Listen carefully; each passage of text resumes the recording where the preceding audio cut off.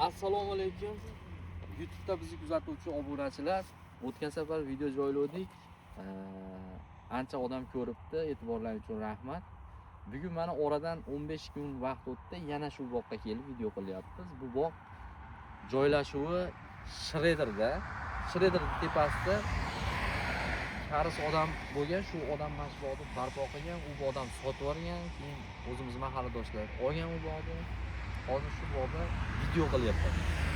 Bunga sabab M9 payvandagida o'raliq masofasi 120 sm ga ekilgan, yakka-yakka tarbiyalangan, stalbasiga tortilgan rozik ulov deyishga ham arziydiganroq bo'lib qoldi. Sababi olma uzoq vaqt shoxida turgandan keyin o'z vaqtida uzilmasa rangi qochadi. Liboy mevani, rangli mevalarda nokda ham bu aniq fakt.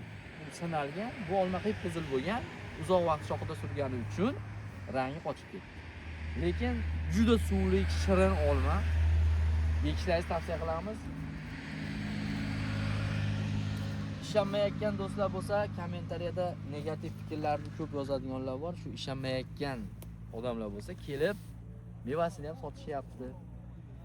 Ko'chatlarini ham sotilyapti. Kelib mana shu bog'dan ko'rib, ko'chatlarni olishlari mumkin. Bizda ikki xil payvandayda ko'chatimiz bor hozircha.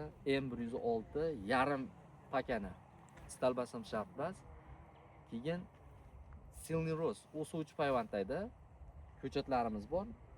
Pink Lady, nafaqat bundan boshqa olma sortlarimiz ham bor. Bizga aloqaga chiqishlari mumkin. Yangi navlar sizlarga har doim eng yangi liglarni ko'rsatishda davom etadi. Bizga obuna bo'lib qo'yishni esdan chiqarmanglar.